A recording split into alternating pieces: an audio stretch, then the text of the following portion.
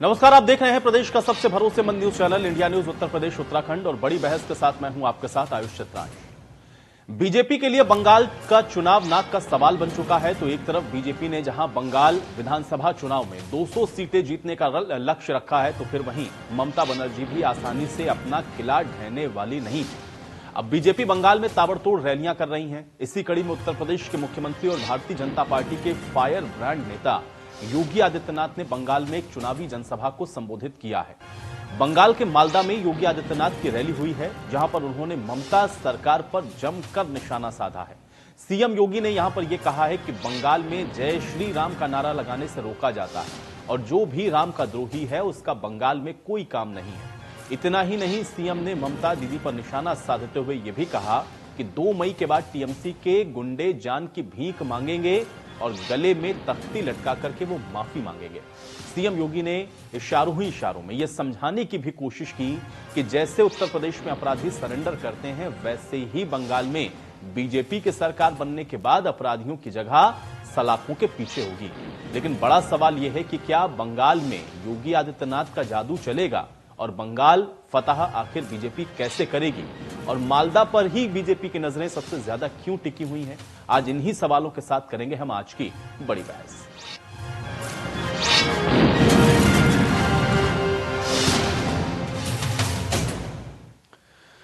तो आज बड़ी बहस के सिलसिले को आगे बढ़ाएं उससे पहले सीएम योगी आदित्यनाथ ने आज मालदा की रैली में क्या कुछ कहा, आपको सुनवाते हैं। उत्तर प्रदेश के अंदर व्यापक परिवर्तन किया है और उस व्यापक परिवर्तन के कारण आज आप देखते होंगे यहां पर गर्मियों में जून से लेकर के अक्टूबर के बीच में इंसेफ्लाइटिस से हजारों मौतें बंगाल में आज भी होती हैं। लेकिन बंगाल के अंदर अज्ञात बीमारी दिखा करके इस बीमारी से होने वाली मौतों को छुपाने का कार्य टीएमसी की सरकार करती है। इससे पहले कम्युनिस्टों की सरकार भी यही बंगाल के अंदर करती थी।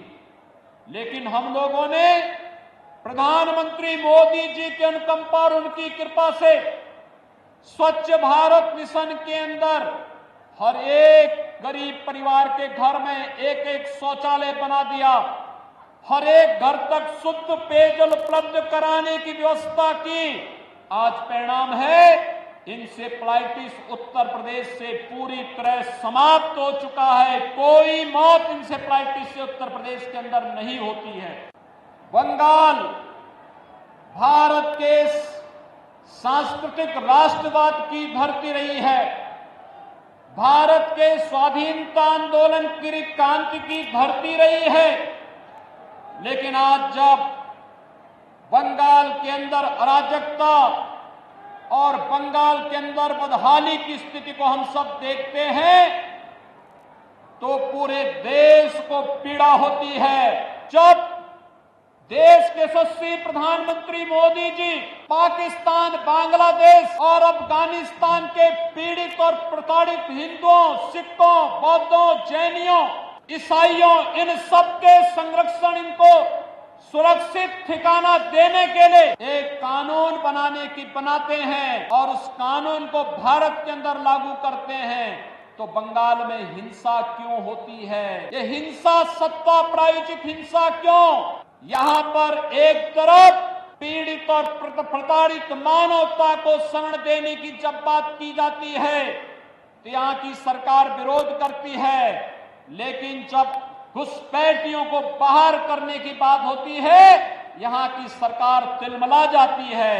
यहां की सरकार घुसपैठियों, अवैध घुसपैठियों के साथ में है, उसको यहां की जनता के साथ कोई लेना देना नहीं।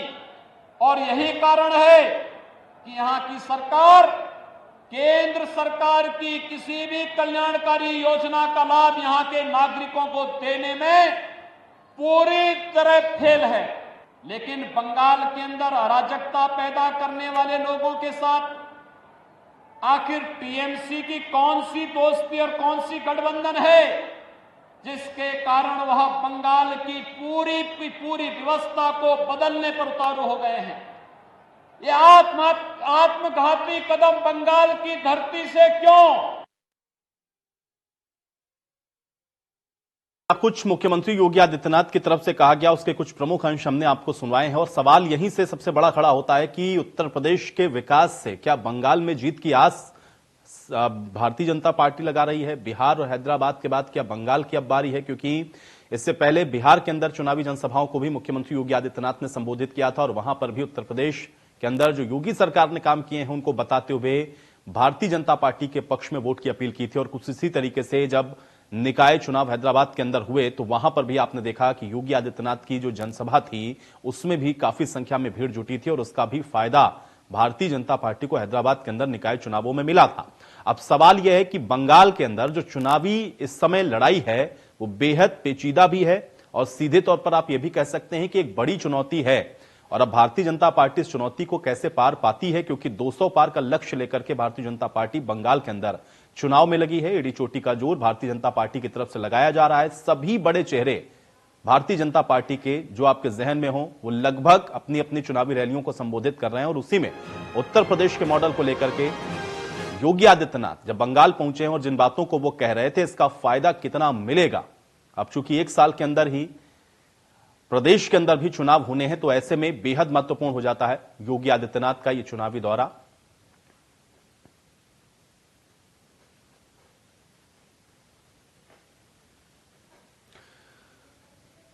तो मुख्यमंत्री ने आज मालदा के अंदर चुनावी जनसभा को संबोधित किया, लेकिन जिन बातों को मुख्यमंत्री ने कहा इन बातों का बंगाल के चुनावी समीकरण पर क्या असर पड़ेगा और क्या यह मान के चलें कि इससे आने वाले चुनाव में भारतीय जनता पार्टी को बंगाल के अंदर जीत हासिल होगी या उनके पक्ष में माहौल बनेगा, यह देखना बेहद महत्वपूर्ण होगा। और आज इसी पर चर्चा करते हैं। कुछ मेहमान मेरे साथ जुड़ गए हैं, उनका परिचय मैं आपके साथ करवा देता हूं।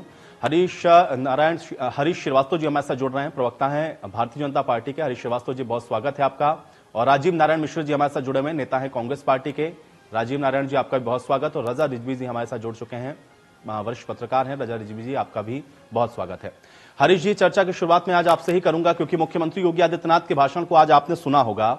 जो बातें मुख्यमंत्री योगी आदित्यनाथ कह रहे थे या फिर उत्तर प्रदेश के जिस मॉडल का जिक्र करते हुए भारतीय जनता पार्टी के पक्ष में वोट की अपील कर रहे थे, कैसे इसको देखते हैं और क्या इसका फायदा बंगाल के अंदर भारतीय जनता पार्टी को मिलेगा?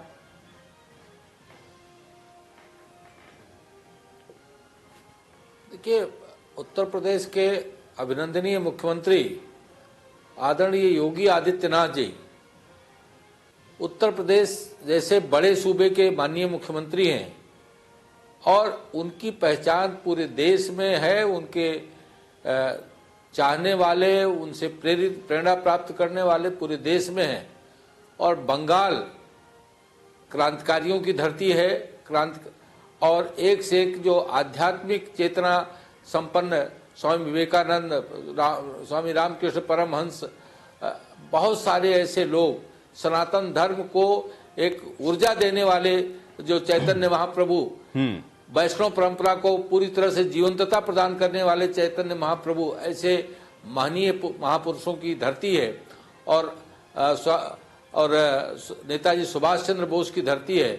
ऐसे में जो ऊर्जावान उद्बोधन माननीय मुख्यमंत्री जी का पश्चिम बंगाल की जनता से जो अपील किया है कि वहां के जो अराजकता का राज है उसको बदलने की उन्होंने अपील की है। और निश्चित रूप से आप इसका परिणाम देखेंगे कि जब चुनाव परिणाम आएंगे तो 2 मई के बाद पश्चिम बंगाल में भारतीय जनता पार्टी का ही परचम फहराएगा।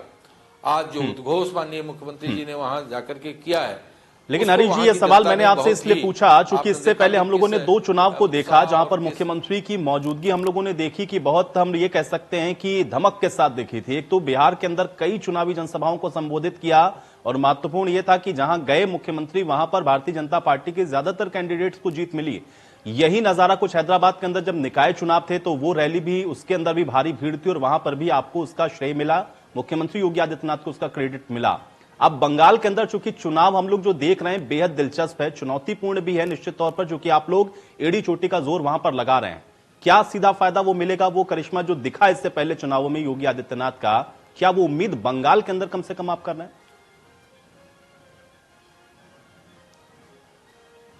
नहीं, बिल्कुल उम्मीद हम करते हैं और भारतीय जनता पार्टी इस उम्मीद को करती है।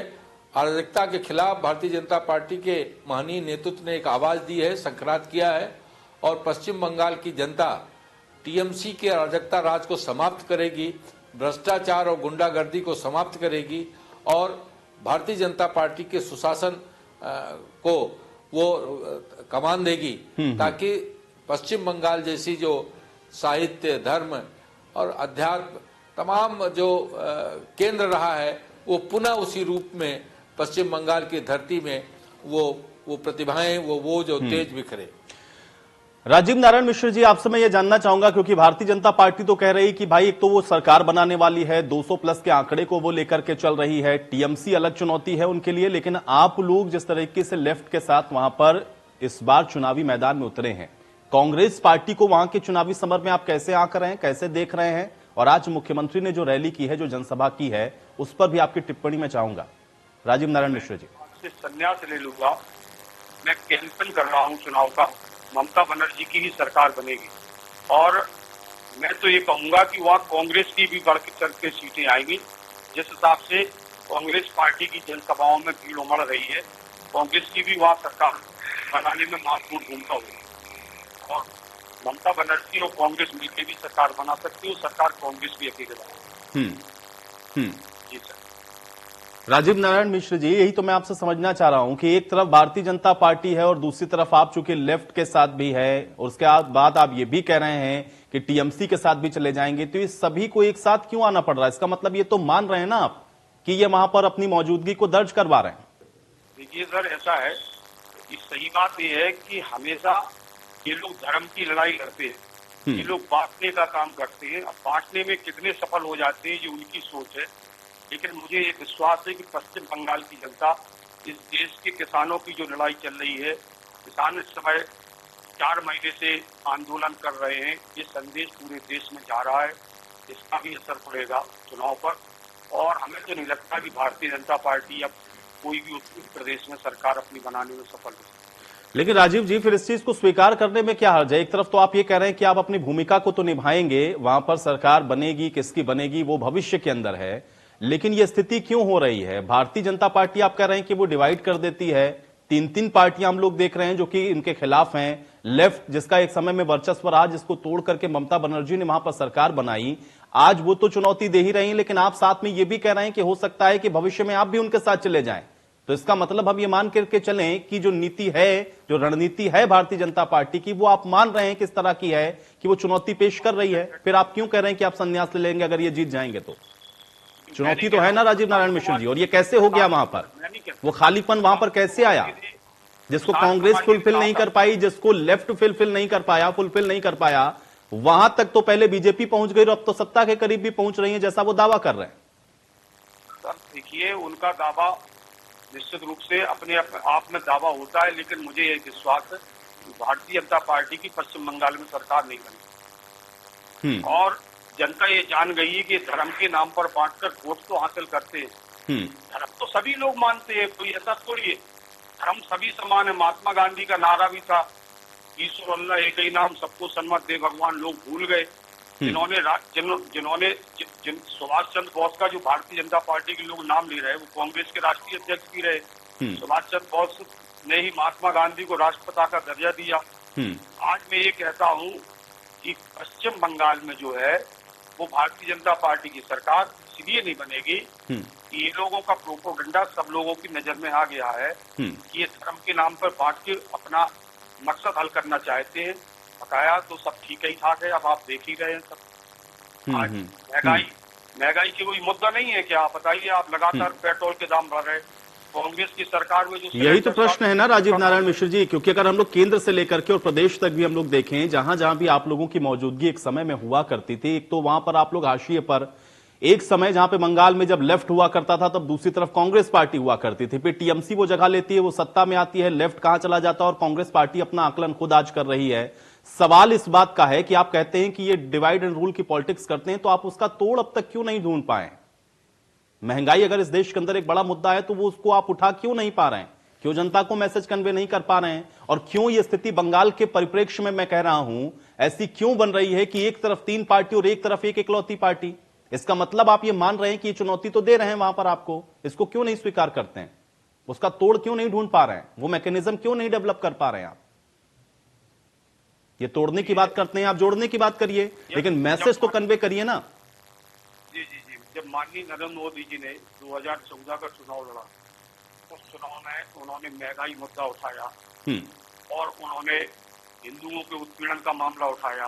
दरअसल उत्पीड़न किसी का नहीं होता, उत्तर प्रदेश में भी उत्पीड़न हो रहा है गरीबों का। हाथरस कांड हुआ, हाथरस कांड में तमाम ऐसे कार्यों पे सरकार ही मानती रही, प्रशासन नहीं मानता रहा कि वो निर्दोष है, बाद में सीबीआई जांच में सब दोषी पाए गए।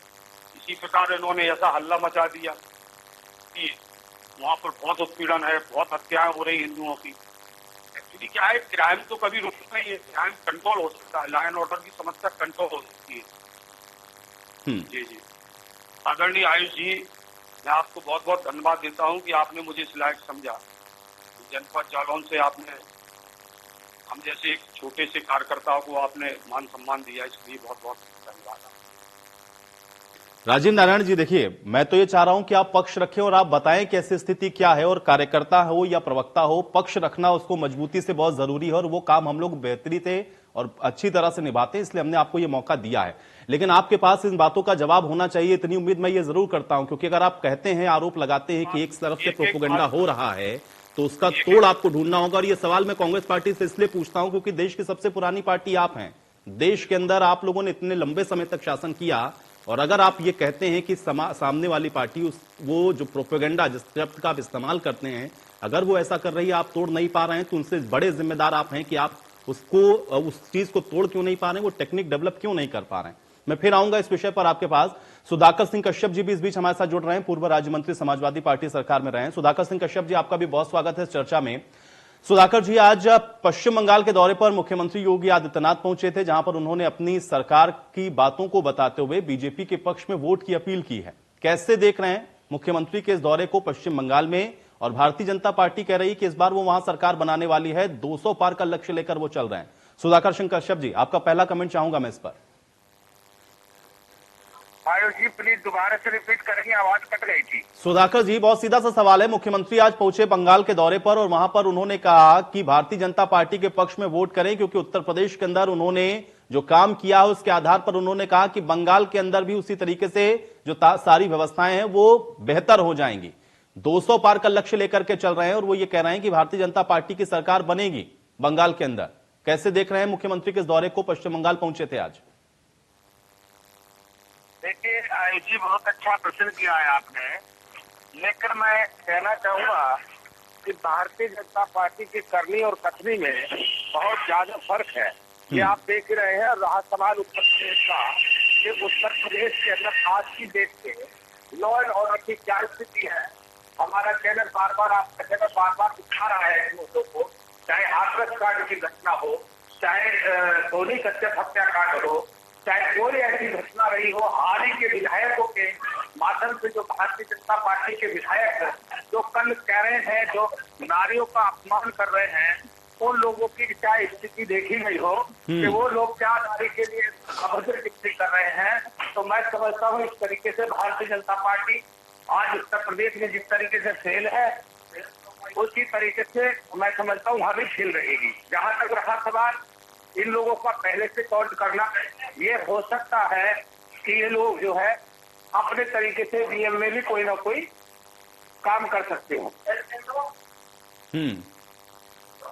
चलिए रजा रिजवी जी, एक चीज मैं आपसे जानना चाहूंगा, एक वरिष्ठ पत्रकार होने के नाते, क्योंकि बंगाल के सारे चुनाव को आपने बहुत नजदीक से देखा होगा, थोड़ा समझना चाह रहा हूं। एक तरफ तो चुनौती है निश्चित तौर पर, और जो बात भारतीय जनता पार्टी कह रही है, और उस बात को कहते हुए जब मुख्यमंत्री वहां पर पहुंचते हैं और ये कहते हैं कि हमने उत्तर प्रदेश के अंदर विगत जो 4 सालों के अंदर किया, उसी तरीके से बंगाल एक बार फिर से प्रगति के पथ पर दौड़ेगा। जब इस बात को वो कहते हैं, तो क्या वो जो आश्वासन वहां से निकल रहा है, या जिस चीज को लेकर के भारतीय जनता पार्टी इतनी आश्वस्त नजर आ रही है कि 200 पार का उन्होंने लक्ष्य रखा है, क्या राह इतनी आसान नजर आ रही है आपको? रजा रिजवी जी, देखिए, ऐसा है कि भारतीय जनता पार्टी ने आज बड़ी समझदारी से जो मेन कंपेनर हैं, जो इनके प्रचारक हैं, वरिष्ठ प्रचारक हैं योगी आदित्यनाथ जी को, उनको बंगाल में मालदा में भेजा, जहां 50% मुस्लिम आबादी है। और आप देखिए 50% वहां हमारे हिंदू भाइयों की आबादी है। और वहां योगी आदित्यनाथ जी को भेज के ये दर्शाने की कोशिश की है और ये बताने की कोशिश की है, देखिए बंगाल राज्य जो है ये राज्य बहुत ही पूजा पाठ तो पूरे देश में हर राज्यों में होता है, लेकिन बंगाल राज्य ऐसा है जहां दुर्गा पूजा, काली जी की पूजा, आप समझिए, आप पीयूष जी खुद भी जानते हैं कि 20-25 साल पहले दुर्गा पूजा जो है वो बंगाल में ही होता था बहुत, और ज्यादातर हमारे बंगाली समुदाय के लोग ही करते थे। जी। लेकिन वो धीरे धीरे हमारे उत्तर प्रदेश में भी आ गया और दुर्गा जी की पूजा जो है हर जगह रखने लगे लोग, और उसकी पूजा ज्यादा से ज्यादा होने लगी। तो वहाँ जो धार्मिक सोच है वो जरा ज्यादा है, धार्मिक सोच। और योगी आदित्यनाथ जी लीडर हैं, चीफ मिनिस्टर हैं, वो अलग चीज है। उसके साथ साथ वो एक धर्मगुरु हैं, एक मठाधीश हैं। तो योगी आदित्यनाथ जी की जो इज्जत है, देखिए मोदी जी प्रधानमंत्री हैं, इसमें कोई बात नहीं, उसकी पूरी इज्जत है और पूरी देश पूरी दुनिया उनकी इज्जत करती है, उनके विचार से सुनती है लोग। लेकिन मकसद कहने का मेरा ये है कि योगी आदित्यनाथ की दो तरीके से इज्जत है। एक तो चीफ मिनिस्टर हैं, इसलिए लोग उनकी इज्जत करते हैं, नेता हैं। दूसरे वो मठाधीश हैं, वो एक मठ के जो है धीश हैं, और वो हिंदुओं के धर्मगुरु भी हैं। तो उनका जो लोग पैर छूते हैं तो दो सम्मान के तरीके से छूते हैं, नेता अलग रहते हैं और धर्मगुरु हैं इसलिए छूते हैं। तो अब वहां उनको भेजने से और इंसेफ्लाइटिस की जो बात की है, देखिए बड़ी समझदारी से योगी आदित्यनाथ जी ने बात की है, क्योंकि वहां जरा मुस्लिम बाहुल क्षेत्र है और इंसेफ्लाइटिस ज्यादातर जो बच्चों का नुकसान होता है वो मुस्लिम कम्युनिटी में होता है। तो बहुत समझदारी से योगी आदित्यनाथ जी ने वहां बात कर दिया।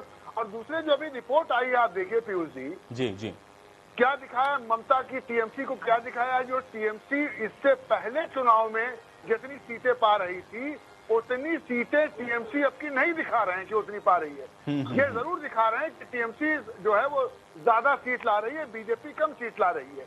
लेकिन टीएमसी उस तरीके से सीट जो है, जो हमारे लोग सर्वे दिखा रहे हैं, उस सर्वे से टीएमसी बहुत आगे नहीं है।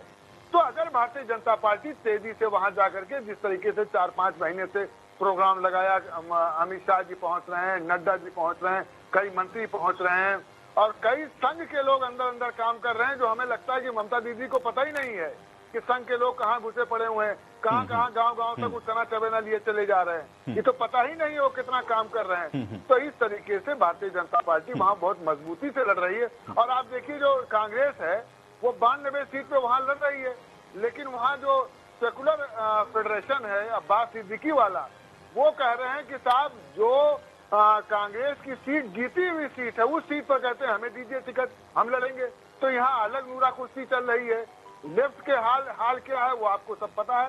तो वहाँ भारतीय जनता पार्टी बहुत मजबूती से लड़ रही है। और ये सही है कि दीदी जो है बहुत ईमानदार नेता मानी जाती हैं और मेहनत करती हैं। वहाँ दीदी ही ज्यादा मेहनत करती हैं, वन वुमेन शो है वहाँ।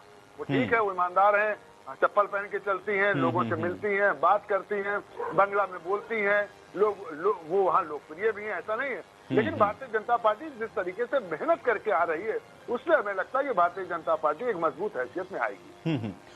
इस बीच बादल देवनाथ जी भी हमारे साथ जुड़ चुके हैं, नेता हैं टीएमसी के। बादल देवनाथ जी, बहुत स्वागत है आपका इस चर्चा में। बादल देवनाथ जी, कैसे देख रहे हैं? एक तरफ तो हम लोग देख रहे हैं कि बीजेपी कह रही कि इस बार वो 200 पार, ये भी कह रही कि इस बार टीएमसी की जो सत्ता है उसको वो उखाड़ फेंकेगी। दूसरी तरफ मुख्यमंत्री भी उत्तर प्रदेश के वहां पर पहुंच रहे हैं और वो वहां पर भी जाकर के इस बात को कहते हैं कि बंगाल के अंदर जो होना चाहिए, जो विकास होना चाहिए, उससे कहीं भटक गया है बंगाल। भारतीय जनता पार्टी जो दावा कर रही है उसको आप कैसे देख रहे हैं और क्या एक चुनौती आपको ये पेश कर रहे हैं वहां पर बादल देवनाथ जी? देखिए, मैं थोड़ा साउंड को थोड़ा कम कीजिए। और मैं जो कह रहा हूँ, बंगाल में ममता बनर्जी सबसे अच्छा काम किया है और वही सेंट्रल गवर्नमेंट ने 20 परियोजनाओं के ऊपर सर्टिफिकेट दिया, ममता बनर्जी ममता किया। जैसे सड़क पर देखिए, बिजली पर देखिए, पानी पर देखिए, घर पानी, और हर गांव में, शहर में, हर जगह में जहां पर चाहिएगा सड़क तो पूरा कंप्लीट है। लेकिन जो लोग वादा करते हैं, 200 का नाम लेते, जो लोग सोनार बांग्ला का बात करते, मैं उन लोगों को फिर एक बार ये हर चरण में मैं बोल रहा हूँ, सुबह से आज मैं आपका चरण में मैं बोल रहा हूँ, जो सोनार बांग्ला का बात कर रहे हैं, क्योंकि एक राज्य तो नहीं है जो भाजपा ने सोनार राज्य बनाया। एक भी राज्य, कोई कर्नाटक हो, बिहार हो, उत्तर प्रदेश हो, तमिलनाडु हो, जो भी राज्य, दिल्ली हो, बिहार हो, कोई भी राज्य, एक राज्य को सोनार राज्य बनाया नहीं तो नहीं बना पाया। लेकिन बंगाल के बारे में सोनार राज्य क्यों कह रहे हैं? लेकिन उनका जो 21 राज्य था, 21 राज्य तो आपसे नहीं है, 21 राज्य तो बंद हो गया।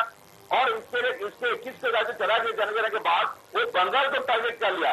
देखिए, एक ममता बनर्जी जिसको पूरा देश, पूरा विश्व में ममता बनर्जी को दीदी कहते हैं, हम सब आप सब दीदी कहते हैं, क्योंकि वो एक ही लीडर है, महिला लीडर है पूरे विश्व में। राष्ट्रीय संघ से पुरस्कार दिया कन्याश्री के बारे में। देखिए, बच्चा स्कूल जाएगा, उसका शर्ट चाहिए, पैंट चाहिए, जूता चाहिए, फिर जन्म होगा, कोई लड़की का जन्म हुआ 5,000 रुपया, संगम में जाएगा तो 2,000 रुपया, शादी में 35,000 रुपया, 8 से 9 हो गया तो उसका साइकिल दे दो, बच्चे को लड़का हो लड़की को साइकिल दो, उसका पिता फ्री है, ट्यूशन फ्री है, और शादी के सबके लिए फ्री है। और जो लोग बोलते हैं ना ये नौकरी नहीं मिल रहा है, देखिए सिविल सर्विस में लाख नौकरी मिला है, और प्राइमरी में मिला है, एजुकेशन के बारे में मिला, अपर प्राइमरी मिला है, केसेस की विकास में मिला, हर चीज में सब कुछ मिल रहा है। लेकिन कहीं ना कहीं ये लोग ममता बनर्जी को टारगेट कर रहा है, और एक ममता बनर्जी के लिए नहीं, बादल देवनाथ जी, देखिए ममता बनर्जी को टारगेट इसलिए भी किया जा रहा है ना क्योंकि टीएमसी का सबसे बड़ा चेहरा वही है, और आपकी पार्टी के अंदर भी आप लोग भी जानते हैं कि ममता बनर्जी के ही दम पर, उनके किए गए काम के ही दम पर तो आप जनता के बीच में जा रहे हैं ना, जिनसे आप वोट की अपील कर रहे हैं। बंगाल की जनता भी देख रही है। लेकिन बादल देवनाथ जी, एक सवाल ये भी है कि अगर आप लोग ये कह रहे हैं कि आप लोग अपनी जीत को लेकर के आश्वस्त हैं, या फिर एक बार फिर से आपकी जो सरकार है वहां पर बनेगी, आपके कई बड़े मंत्री को और कैबिनेट स्तर तक के मंत्री क्यों आपकी पार्टी का फिर साथ छोड़ दे रहे हैं? क्यों भारतीय जनता पार्टी का वो दामन थाम ले रहे हैं अगर अपनी जीत इतनी ही सुनिश्चित नजर आ रही है तो? क्योंकि नेताओं को ये चीज बहुत पहले दिख जाती है, और अगर आपके बड़े चेहरे आपका साथ छोड़ रहे हैं तो इसका मतलब कहीं ना कहीं अंदर खाने ये सुगबुगाहट तो चल रही है कि ऐसा तो नहीं है कहीं सत्ता जाने वाली है। बहुत बड़ा सवाल आपने किया है। देखिए, मैं कह रहा हूँ देश के अंदर जैसे सत्ता में कोई रहेगा और विरोधी भी आपको रहना चाहिए, विधानसभा में विरोधी रहना चाहिए, पार्लियामेंट में सत्ता में रहना, एक राजा बनेगा और एक विरोधी लीडर बनेगा, ये तो होना ही है। लेकिन ममता बनर्जी को टारगेट करने के लिए मैं इसलिए कह रहा हूँ 100 के ऊपर लीडर, कोई बाहुबली है, कोई जात तस्करी करने वाला है जो पकड़ा जा रहे, इन सभी को बिहार, यूपी, गुजरात, तमिलनाडु से हर राज्य से बंगाल में भेजा जा रहा है। जैसे आज जो भी आया, और एक कितना झूठ कहते, मैं हर दिन हर चैनल में हर जगह में बोलते ये लोग जय श्री राम का नारा देते, राम को पार्टी का स्लोगन बना दिया, लेकिन वो लोग आज भी मानते हैं कि सीता माता का नाम ये लोग नहीं लेते। क्यों नहीं लेते? सीता माता 19 वर्ष का नहीं दिया, इससे आज भी ये लोग कहते, मैं समझते हैं सीता माता कलंकित है, और हम सब कहते जय श्री राम बोलो, सीता माता को ये बड़ी बात आपने कही है। ठीक है, इस पे मैं रिएक्शन ले लूंगा, लेकिन हमारे साथ राजीव नारायण मिश्र जी एक छोटा सा रिएक्शन उनसे भी चाहूंगा। राजीव जी, एक बार फिर से सवाल मेरा अभी भी वही है कि हाशिए पर जाते हुए आज आपको साथ की जरूरत है, लेकिन कांग्रेस पार्टी को जिस दमखम के साथ वहां होना चाहिए था, एक वैक्यूम जो बना था जिसको तोड़ करके पहुंची थी ममता बनर्जी सत्ता में, और एक लंबा समय भी उन्होंने दिया, कांग्रेस पार्टी वो जगह वहां पर क्यों नहीं बना पाई? भारतीय जनता पार्टी को मौका कैसे मिल गया वहां पर? क्या ये कहीं कमजोरी है कांग्रेस पार्टी को और अभी भी आप लोग उस चीज को समझ नहीं पा रहे हैं? ऐसा क्यों हो रहा है कि हर जगह गठबंधन का साथ कांग्रेस पार्टी को लेना पड़ रहा है जो देश की सबसे बड़ी पुरानी पार्टी है? जी, मैं आपको ये बताना चाहता हूं सर कि कांग्रेस पार्टी की नेता थी ममता बनर्जी, इसके बाद उन्होंने टीएमसी का गठन किया, वो कांग्रेस से नाराज हो गई नेतृत्व से, लेकिन आज भी वो कांग्रेस का झंडा लगा के चलती है, इसलिए कांग्रेसी विचारधारा की तो वो मानी जाती है।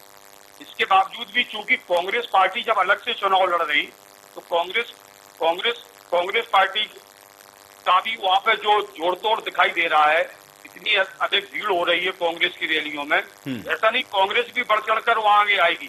तो भाई साहब, सबसे बड़ी बात यह है कि इस देश में सभी धर्मों का सम्मान पहले से होता रहा, वो होना चाहिए, बांटने का प्रयास नहीं करना चाहिए। राजनीति में धर्मों को बांटकर अपना उल्लू सीधा करने से आप सत्ता हासिल कर सकते हैं, लेकिन ज्यादा दिनों तक वो टिकाऊ नहीं हो सकती। और विश्वास मानिए सर आयुष जी कि आप पश्चिम बंगाल में ये भारतीय जनता पार्टी के लोग अपना उल्लू सीधा नहीं कर पाएंगे। जैसे आज ये दुर्गा पूजा के लिए सबसे पहले अमित शाह काली मंदिर पे पूजा करने जाते हैं, तो क्या ममता बनर्जी क्या काली मंदिर को नहीं मानती? क्या महाकाली को नहीं मानती? क्या माँ सरस्वती को नहीं मानती? महालक्ष्मी को नहीं मानती?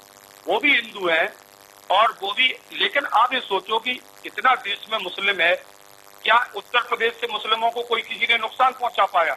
इसलिए केवल कहने से ये सब चीजें नहीं होती। ना तो मुस्लिम कोई अराजक है, जो अराजक होते हैं वो सभी में होते हैं, सभी धर्मों में होते हैं। अराजक लोगों के खिलाफ कानूनन नहीं, कार्रवाई बिल्कुल सही बात है राजीव जी, मैं आपकी इस बात से बिल्कुल भी डिनाई नहीं कर रहा हूं, लेकिन बात यही है ना कि अगर एक गलत परसेप्शन आप ये कहते हैं कि पेश करा जा रहा है, तो आपको बताना होगा ना कि सही क्या है, और वो उस चीज को ज्यादा बेहतर तरीके से बताना मुझे लगता है कि जरूरी है कि सही क्या है और गलत क्या है। अगर दूसरा कह रहा है, आप कह रहे हैं कि ऐसा नहीं हो रहा है, तो आपको ये बताना पड़ेगा कि ऐसा नहीं हो रहा है तो क्यों नहीं हो रहा है और ये गलत क्यों कह रहे हैं। इस पर मुझे लगता है फोकस अगर आप लोग करते तो ये मौका मिलता नहीं, और अगर आपने दे दिया है तो इस कमजोरी को स्वीकार करना होगा।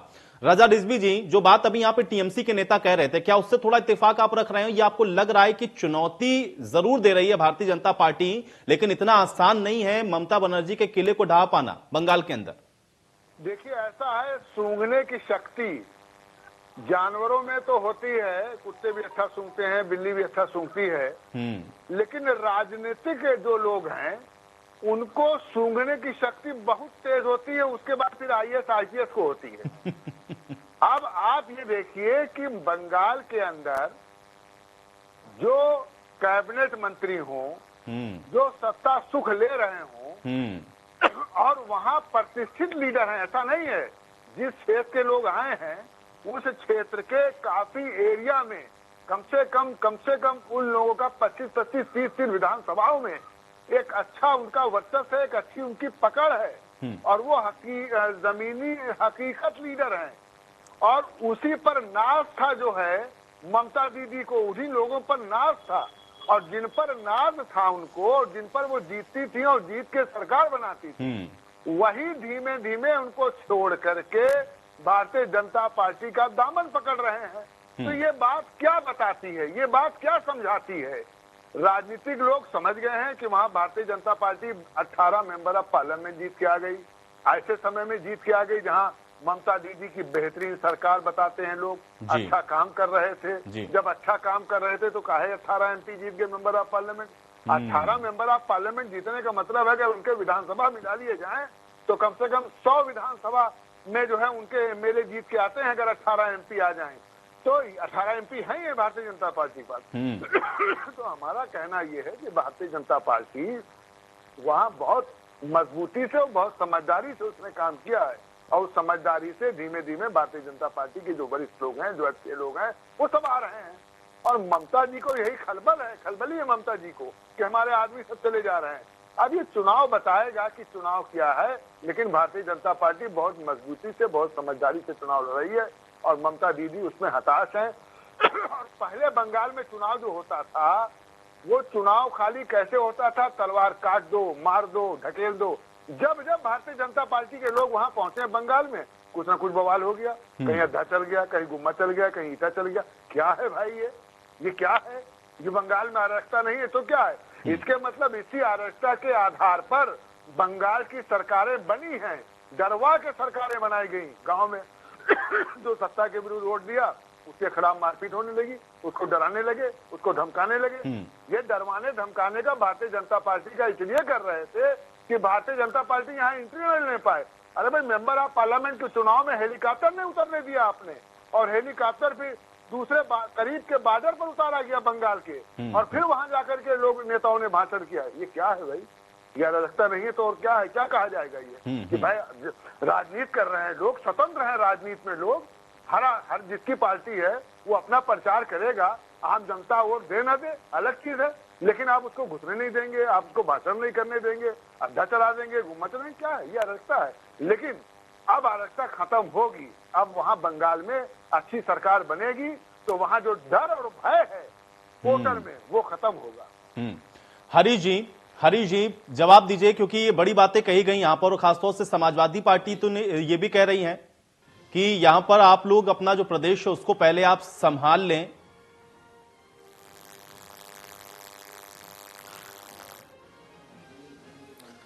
देखिए, मैं जवाब देता हूं एक एक करके सबको। राजीव नारायण मिश्रा जी जो बात कह रहे थे, कांग्रेस का शुरू का इतिहास रहा प्रारंभ से ही बांटो और राज करो की नीति का। भारतीय जनता पार्टी नेतृत्व ने का जो संकल्प है वो सबका साथ, सबका विकास और सबका विश्वास है। और कांग्रेस तो अब संन्यास की तरफ आगे बढ़ रही है। अगर संन्यास की तरफ ना आगे बढ़ रही होती तो कांग्रेस जो वहां चुनाव लड़ रही है उसके जो भी नेता इस मिश्रा जी बैठे हैं वो कह रहे हैं कि वहाँ टीएमसी की वो भविष्यवाणी कर रहे थे कि टीएमसी की सरकार बनने जा रही है। तो ये आप मान के चलिए कि कांग्रेस तो संन्यास की तरफ आगे बढ़ गई है। और समाजवादी पार्टी का जहां तक सवाल है, जिस तरह से आदरणीय योगी आदित्यनाथ जी ने उत्तर प्रदेश में जो समाजवादी पार्टी सरकार द्वारा स्थापित जंगल राज था उसको सफाया करने का, उसको समूल रूप से नष्ट करने का काम उन्होंने उत्तर प्रदेश की कमान संभालने के बाद किया है, वही पश्चिम बंगाल में जब भारतीय जनता पार्टी की सरकार बनेगी तो वहां की जो अराजकता है, जो गुंडागर्दी है, जिस तरह की हिंसा का माहौल वहां के पंचायत चुनाव हो या लोकल बॉडी का चुनाव हो या कोई भी चुनाव हो, जिस तरह का स्टेट स्पॉन्सर्ड गुंडागर्दी वहां की है, उससे जनता त्रस्त है। और रजा रिजवी साहब ने अभी बहुत सारी बातें फैक्ट बताए आपको। तो यही कारण है कि आज बदलाव जनता करती है। वहां की जो जनता है वो टीएमसी रूल से ऊब चुकी है। जो वहां की गुंडागर्दी है, जो बदमाशी है, वो तो एक टीएमसी तो कम्युनिस्ट का दूसरा रूप हो गई कि हर चीज पे उनको पैसा चाहिए। हर चीज पे आपको एक छोटा सा प्लाट का टुकड़ा भी अगर जमीन का रजिस्ट्री कराना अपने नाम, तो पहले उनको चंदा दीजिए, पहले उनको उनका टोकन दीजिए, तब आप वो कर सकते हैं।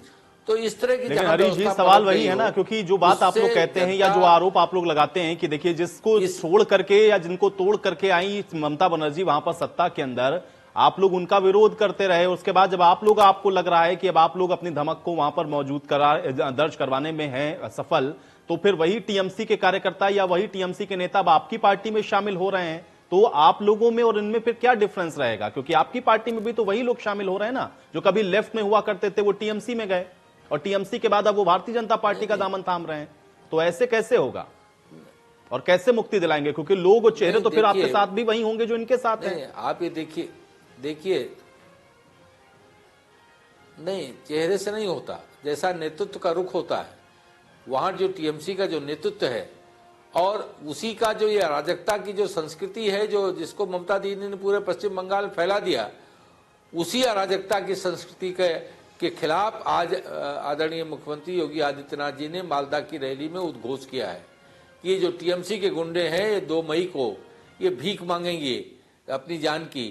और उसी तरह से तख्ती लगा करके जिस तरह से गुंडे बदमाश उत्तर प्रदेश में घूमते हैं और रहम की भीख मांगते हैं, उसी तरह से ये लोग रहम की भीख मांगेंगे और वहां जंगल राज का समापन होगा और सुशासन कायम होगा। सुधाकर सिंह कश्यप जी, जंगल राज का समापन होगा, वहां पर सुशासन कायम होगा, ये तो बंगाल की जनता तय करेगी। लेकिन मॉडल बताया जा रहा था उत्तर प्रदेश का कि उत्तर प्रदेश के अंदर अपराधी इस तरीके से गले में तख्ती डालकर घूमते हैं और वही वहां भी होगा। मैं चाहूंगा जवाब दें। देखिए आयुष जी, मैं जैसा जानता हूं, अभी हमारे भारतीय जनता पार्टी के प्रवक्ता, मैं हल्का हल्का सुन रहा था, कम समझ में आ रहा था, लेकिन जो स्क्रीन पे तस्वीर ये दिखा रहे थे, मैं समझता हूँ भारतीय जनता पार्टी आखिर चाहती क्या है। क्या ये प्रवक्ता क्या सिफारिश से बने हैं? धरातल की जानकारी उत्तर प्रदेश की नहीं रखते हैं क्या? ये अगर प्रवक्ता बने हैं तो इन्हें धरातल की जानकारी होनी चाहिए कि आज उत्तर प्रदेश के अंदर लॉ एंड ऑर्डर के क्या हालात है। ये हम नहीं कह रहे, ये हालात के बारे में सुप्रीम कोर्ट भी कई बार ये कह चुका है कि उत्तर प्रदेश के अंदर लॉ एंड ऑर्डर पूर्ण रूप से चौपट। दूसरी बात मैं कहना चाहता हूं, जो सरकार कहती है कि सबका साथ और सबका विकास, आज मैं जानना चाहता हूं अपने इंडिया चैनल के माध्यम से कि क्या सबका साथ सबका विकास संपूर्ण प्रदेश में चल रहा है? आप लगाइए किसान के साथ सौतेला व्यवहार है, पिछड़े अति पिछड़े के साथ सौतेला व्यवहार है। और आप बताइए कि जहां शांति व्यवस्था की बात चल रही हो वहां मुझे बता दीजिए सोनी कश्यप हत्याकांड होता है, कोई आर्थिक मदद नहीं है। जनपद मेरठ के थाना क्षेत्र भावतपुर में पुलिस के मौजूदगी में एलानिया मर्डर होता है, पुलिस की मौजूदगी में एलानिया मर्डर होता है, तो कोई कार्रवाई नहीं है। तो ये कहां से इस तरीके का मतलब जंगलराज खत्म कर पाएंगे? आज पूर्ण रूप से उत्तर प्रदेश में तस्वीर मुझे मत दिखाइए, तस्वीर मुझे मत दिखाइए, तस्वीर उनको दिखाइए जो तस्वीर पे विश्वास करते हो। तस्वीर भारतीय जनता पार्टी को दिखाइए, जो कि भारतीय जनता पार्टी बताएगी ना कि जो तस्वीरों पे राजनीति करने वाले लोग जो भली भांति नहीं जानते कि धरातल पे क्या होता है, आपकी करनी और कथनी में कितना अंतर है, ये आप जानते हैं। आपने बताइए कि कौन सी व्यवस्था देने का काम किया, 172 नंबर आपका फेल, धारा 1 आपका फेल। आप बताइए भूमाफिया पे लगाई कार्रवाई आपकी, वो फेल। आप बताइए कौन सा आपने ऐसा काम जो देश और प्रदेश की जनता को आप अच्छा करके दिखा देंगे। बताइए कौन सा ऐसा काम है? भाई भारतीय जनता पार्टी एक काम गिना दे कि ये धरातल पे उतारा है, चाहे वो कन्याओं के शादी का अनुदान की बात हो, चाहे वो 100 डायल की बात रही हो, यहाँ तक कि रोजगार छीनने का काम, रेल बेचने का काम, दूरसंचार बेचने का काम, बिजली विभाग बेचने का काम, होमगार्डों को बेरोजगार करने का काम। और यहाँ के हद तो तब हो जाती है आयुष जी कि जब ये सरकार आज कह रही है, आदरणीय नरेंद्र मोदी साहब अभी कह रहे थे पिछले हफ्ते में कि सरकारी नौकरियों पर बैन लगा दिया गया, जो 2 करोड़ रोजगार देने का आश्वासन जो सरकार देती थी, 2 करोड़ की जगह रोजगारों पर बैन लगाने का काम भारतीय जनता पार्टी कर रही है। क्या है आखिर मंशा देश के लिए इनकी? हरीश जी जवाब दीजिए।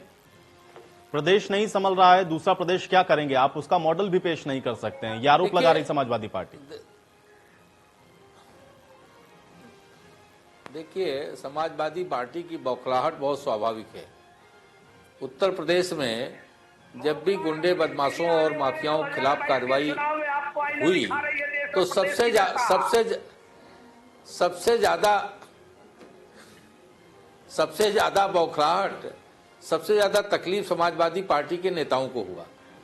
और धरातल की स्थिति वो कह रहे थे, तो धरातल की स्थिति तो ये है कि जितने तरह के जो माफिया तंत्र थे, जितने तरह के माफिया तंत्र थे, उसको योगी जी ने पूरी तरह से तहस-नहस किया। सुधाकर जी सुन लीजिए, और आपने बोला आराम से, वह सुन रहे थे, हरीश जी ने बहुत ध्यान से सुना, अब वो क्या कह रहे हैं उसको भी सुन लीजिए थोड़ा। हरीश जी, बिजली जो पूरे प्रदेश को मिलती थी, वो पूरे समाजवादी पार्टी में जो 3 जिले को मिलती थी, आज पूरे प्रदेश की जनता को बिजली मिल रही है। और जो जाति देख करके थानों में रिपोर्ट लिखी जाती थी, आज कोई भी कहीं भी अपनी रिपोर्ट दर्ज करा सकता है। और उत्तर प्रदेश का एक भी व्यक्ति किसी जाति, वर्ग, समुदाय का हो, वो ये मैं चुनौती के साथ कह सकता हूं, ये आरोप नहीं लगा सकता कि सरकार की लोक कल्याणकारी योजनाओं के क्रियान्वयन में किसी के साथ कोई भेदभाव बरता गया हो। और उत्तर प्रदेश ही नहीं, भाजपा शासित जितने भी राज्य हैं, मैं तो सुधाकर जी से कहूंगा कि अपने भी जो उनके समाजवादी पार्टी के विधायकगण हैं, उनसे भी पूछेंगे तो उनको पता लगेगा कि जो लोक कल्याणकारी योजनाएं हैं, उनके सपा के भी विधायकों के भी क्षेत्र में जनता को बिना भेदभाव को सबको साकार हो रही है। तो ये आप किस बात को लेकर कर रहे हैं? आपके विधायक खुद कह रहे हैं, आपको अपने विधायकों की सुनाई नहीं देता है क्या? कुछ लोग अपवाद होते हैं सुधाकर जी, कुछ लोग उनके लिए आपको नहीं, सुधाकर जी, आप आम आदमी की बात क्या करेंगे? तो सुधाकर जी, कुछ लोग अपवाद होते हैं। नहीं, मैं सुधाकर जी मैं बता रहा हूँ, कुछ लोग अपवाद होते हैं, उनकी बातों को नजीर मत मानिए। मैं तो बता रहा हूँ ना कि बिजली केवल 3 जिलों को मिलती थी, अब पूरे प्रदेश को मिल रही है। हर गांव घर घर बिजली मिल रही है। जिन गांवों में आज तक, आजादी के बाद तक आज तक बिजली के बल्ब नहीं जले थे, उन गांवों में भी बिजली कनेक्शन मुफ्त मिल गया है और किसानों के खाते में सीधे पैसे पहुंच रहे हैं। तो अब ये समाजवादी पार्टी की तो बौखलाहट बहुत स्वाभाविक है। वो समझ में आता है कि समाजवादी पार्टी का जो जंगल राज था, उसका सफाया योगी जी के राज में हुआ है। ये समाजवादियों के बौखलाहट से साफ नजर आता है।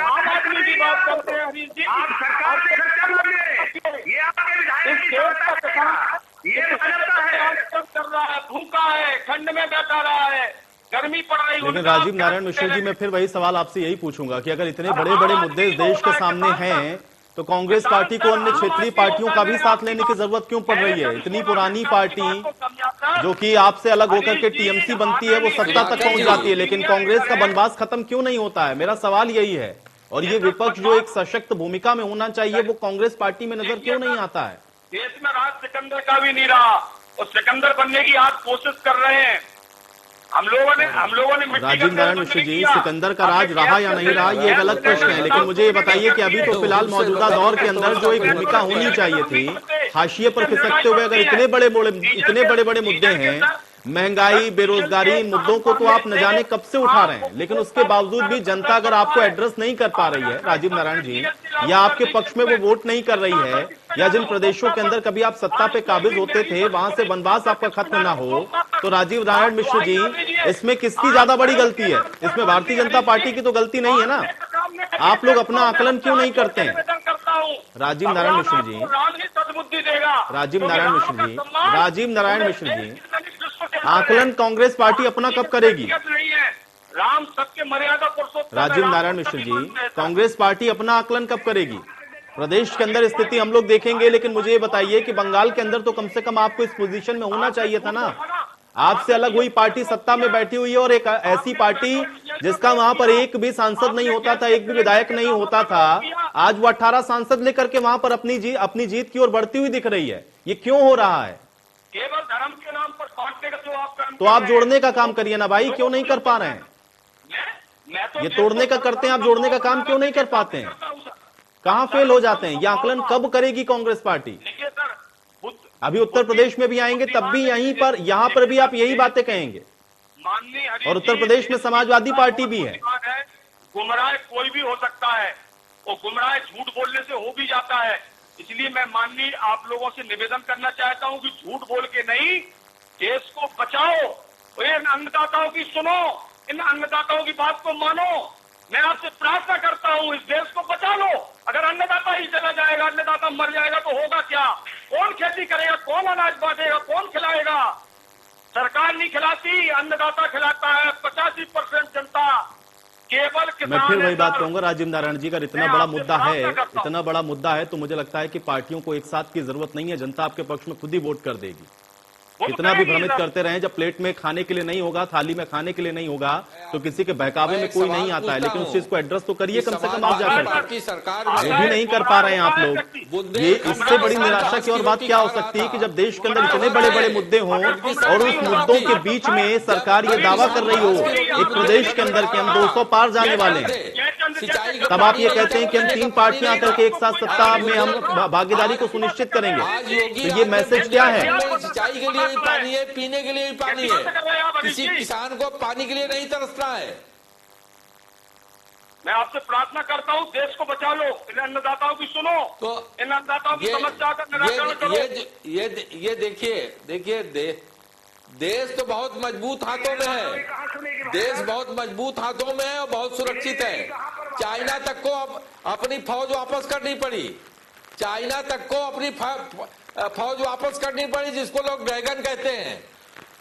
ये जरूर है कि जो विपक्षी दल है वो उनको ऐसे अवसर पे तो ये पाकिस्तान और चाइना की भाषा बोलने लगते हैं। इनको आत्मचिंतन करने की जरूरत है। विपक्षी दल के मित्रों को और विपक्षी दल के नेताओं को आत्मचिंतन की जरूरत है। वैक्सीन हो उस पर भ्रम डालने का प्रयास करेंगे। कोई भी देश में अच्छा काम हो, हमारे विपक्षी दल के मित्रों को अच्छा नहीं लगता।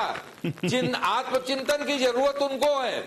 सुधाकर सिंह कश्यप जी, मुझे बताइए कि बंगाल के अंदर 200 पार की बात कर रहे हैं और अब 1 साल के अंदर उत्तर प्रदेश के अंदर भी चुनाव होना है। अगर बंगाल के अंदर ये 200 पार की बात कर रहे हैं और अगर वहां ये अपनी जीत को दर्ज करते हैं, तो यहाँ पर समाजवादी पार्टी के लिए भी क्या एक बड़ी चुनौती के तौर पर इसको आप देख रहे हैं? क्योंकि मुद्दे तो वही हैं, महंगाई, बेरोजगारी, गरीबी, तमाम तरीके की वही बातें। लेकिन अगर वहां जनता ये कह देती है कि नहीं, हम इनको 200 या उसके आसपास भी सीटें दे देती हैं, तो क्या भारतीय जनता पार्टी के लिए आप इसको मान रहे हैं कि कम से कम समाजवादी पार्टी के लिए एक बड़ी चुनौती उत्तर प्रदेश के अंदर भी है? ये 1 साल का ही समय है ना अब। देखिए, ऐसा है आज की, आप बड़े जिम्मेदार एंकर हैं। ये आप भली भांति जानते हैं कि भारतीय जनता पार्टी की करनी और कथनी में कितना अंतर है। अब बंगाल के भोले भाले लोगों को गुमराह करने के लिए लोग जा रहे हैं। जाइए, अगर कोई विपक्ष का कोई कार्यक्रम करता है तो उसे ये कोरोना बता देते हैं, और इनकी जनसभा होती है तो कोरोना नहीं होता है। पहली चीज तो आप यही देख लीजिए, आप ही दिखा रहे थे, इंडिया चैनल बार बार दिखाया कोरोना चल रहा है, कोरोना काल है।